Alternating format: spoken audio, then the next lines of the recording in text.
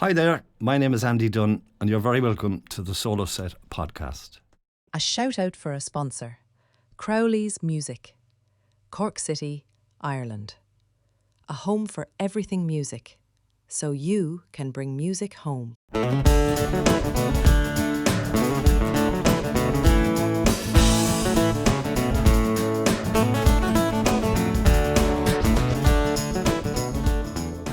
Hello again, and welcome to episode 3 in the series. Email your questions with your name to thesoloset@gmail.com. In the first 2 episodes, I spoke a lot about preparing for gigs. You know, getting all your stuff together, getting your songs together, putting your set list together. Now it's time to talk about actually gigging.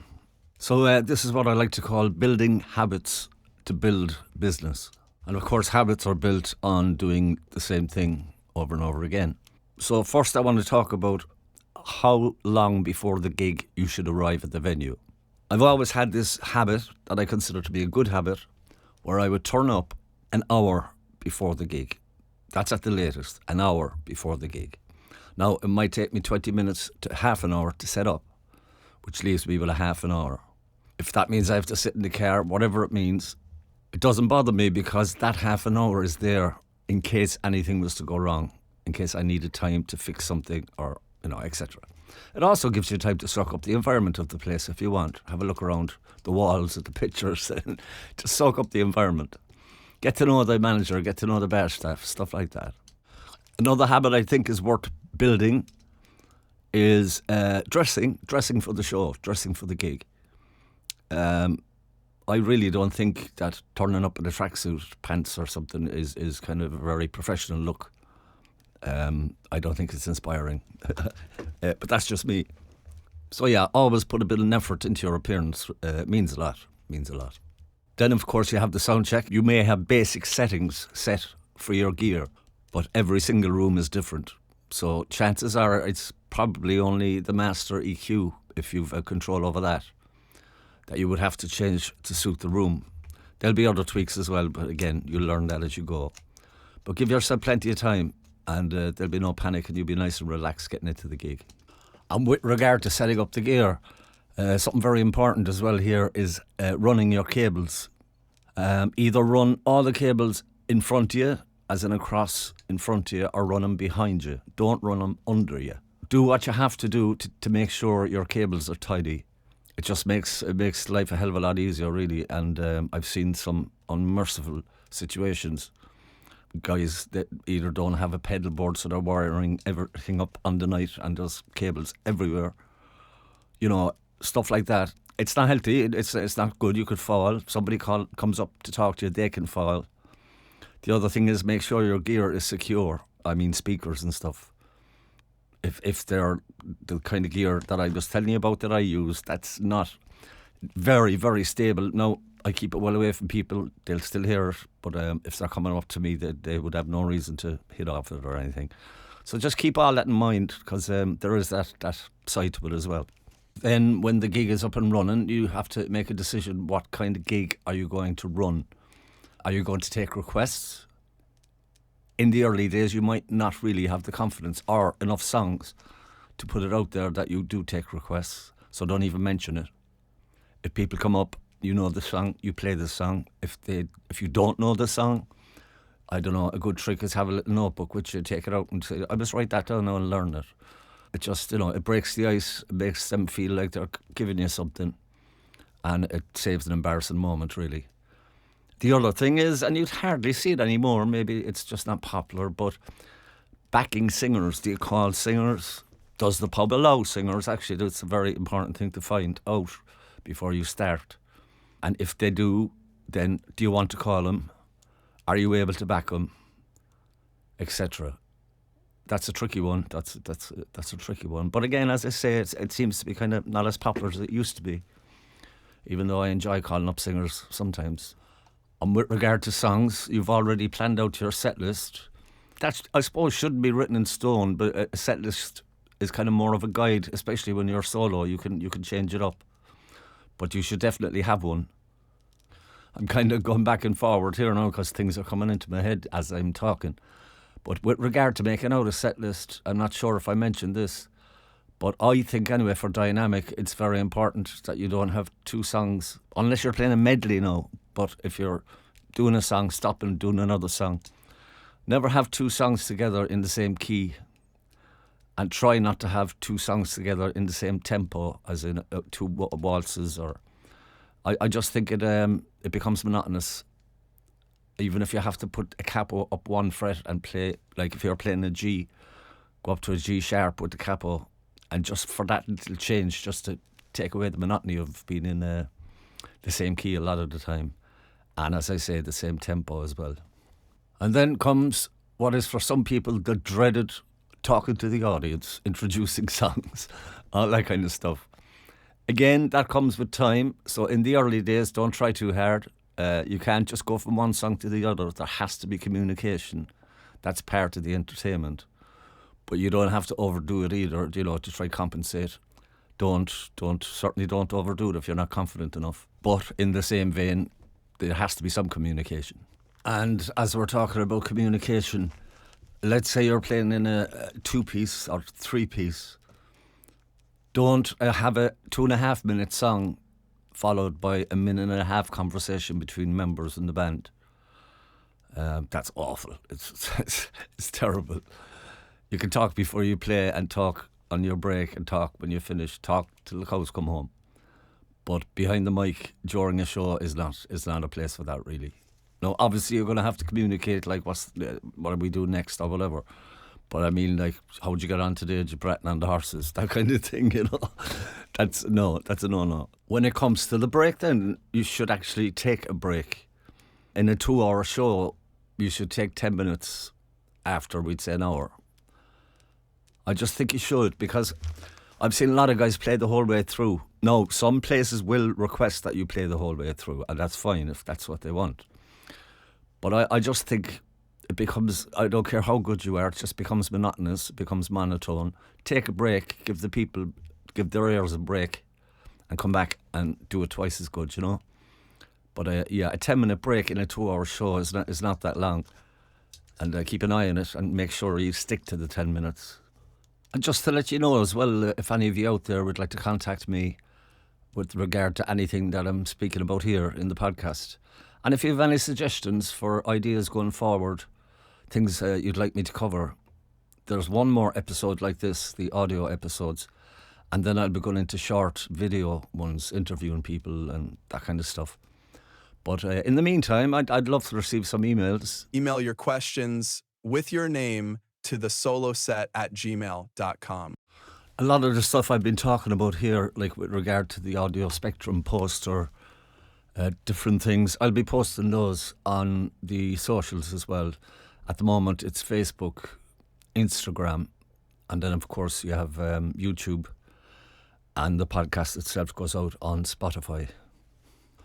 And we know how handy social media is. It's free, it's worldwide, it's amazing. But using it properly is a different story. I would advise people get as many professional photographs as possible. Professional promo videos too. It might cost you some money to get those done, but it's money well spent. And of course, live videos. Bring your phone yourself and take some short videos of you doing the gig, stuff like that. But with regard to people going to your socials to see what you're doing and to book you, it's important to have the professional stuff up there as well. Another fantastic resource is a thing called Linktree. It's a free service as well. It's one place where you put all your links for your YouTube, for your whatever socials you're using. You put them all into this thing, and it creates a lovely page. You can design the page yourself with all your links in one page. Then you create a QR code for that link. I have it on the back of my business cards. It's on my posters. I'm also just waiting for 2 posters to come. I designed a thing where it's going to hang out my speakers. I laminate them, they're A4. And it's just basically the code with information. Somebody scans that QR code, and Linktree, you list all your socials then in one place. So it saves them having to jump around the internet as such. And it's free and it's fantastic, it really is. Check it out. You're listening to the Solo Set Podcast with Andy Dunn.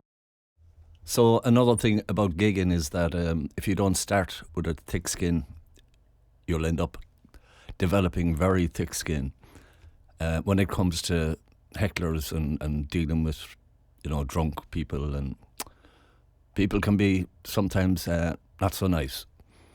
And as I say, you get a very thick skin for that. The most important thing really is let them be what they are, and you just be polite as you can. But as one of my brothers, Patsy, always says, you remember you're playing in a pub, not a church. So, it's all part and parcel of it.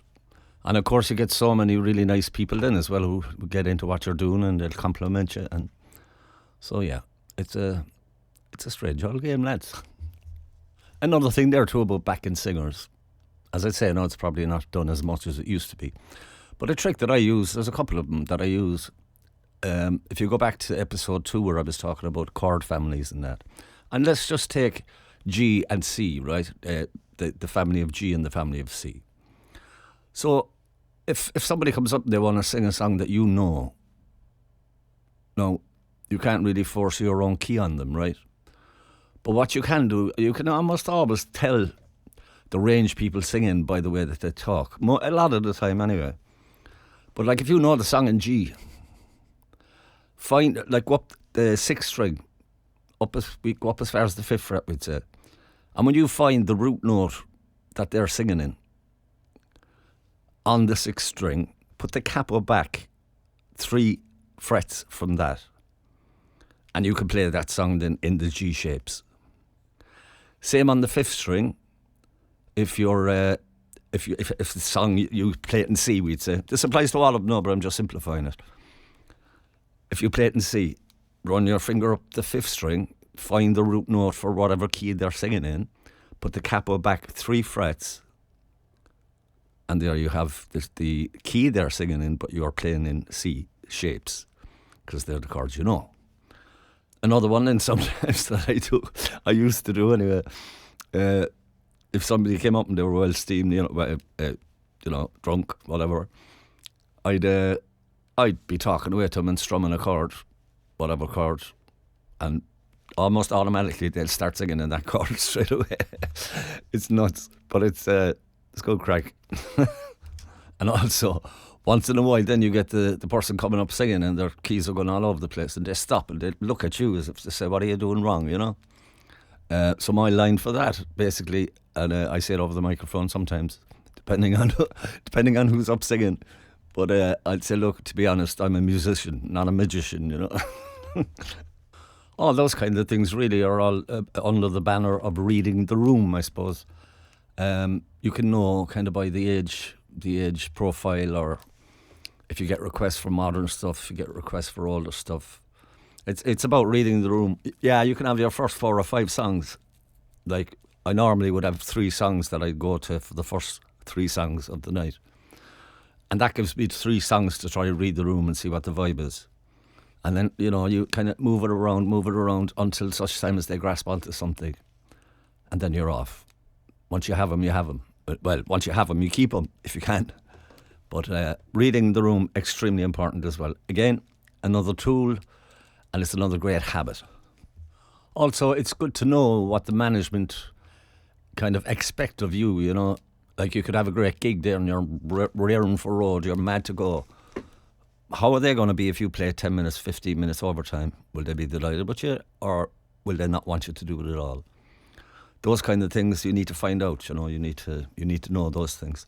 Because as I say, you could be having a great gig and you don't want to stop at all, but that's not always appreciated by the owners and the management and the staff, because they still have to get these people out at the end of the night.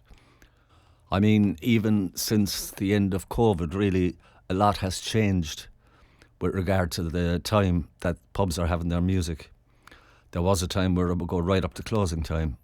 A lot of them now are tending to finish up the music a half hour before closing, or some even an hour before closing, which gives the crowd time to wind down after the music, and it also gives them time to get, last call and all this kind of stuff, and get people out at a time that they can go home, or what I mean is the staff can go home. And it's also important for you to lay out kind of how you work. Let them know how you work. Like if you take a break, tell them I take a 10-minute break. Tell them, I'll start winding down the show about 10 minutes before I'm actually finishing. You start saying goodnight, because if they want more, you can fit them more in up till when you're meant to stop, when you're actually meant to stop. If they don't want more, you sing it anyway, because you still have to play it at the end of the gig. But stuff like that, again, these are things you will pick up. And none of what I'm saying here is, like I'm saying I do this and I do that. There's no right, there are plenty of wrong ways, but there's no one right way. Different things work for different people. I'm just trying to share what works for me and what has worked for me over the 40-odd years. But as I say, there's always room for adjustment. And during the gig, you'll see if people are kind of interested and taking kind of extra notice of you or whatever. And what I would do in a scenario like that is at the end, I'd go up and talk to him and give him a card or, thanks, I hope you enjoyed the gig. And my details are on the card there if you want to know where I'm playing. You can follow my socials. There's a QR code on it.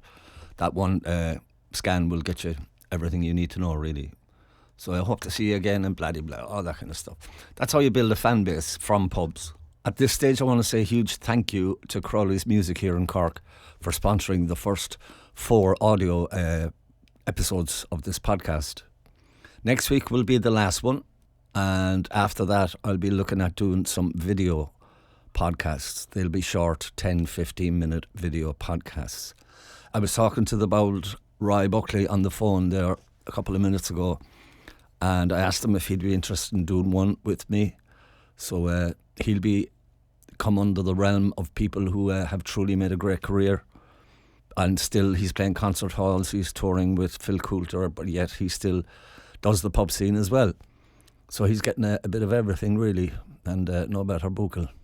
So I'm looking forward to talking to Roy about all that. Then I got an email from somebody whose son is just more or less starting in the business. He's in a year now or something. So I'm looking forward to talking to him as well with regard to how he's moving forward and his plans, and, see if there's anything I can help him out with. So if you're interested in doing any of those, just let me know. And again, you can email me. Email your questions with your name to thesoloset@gmail.com. Or leave a message underneath this in whatever social you're listening to it on. So that's where I'm going to finish this episode. It's a little bit shorter tonight, owing to the fact that I was late finishing it off. I got a pedal board delivered today, and I spent the whole day arranging pedals on it. So I always wanted to have 2 different pedal setups, because I play some trad and stuff as well, so it'd be nice to have a pedal setup just for that. So that's what this is. And sure, of course, time ran away on me. I was late doing post-production for this one, hence the post going up late. So look, I love you and leave you. And once again, as I always say, remember, you're part of something that makes people really happy. And lads, we need that, don't we? At the moment.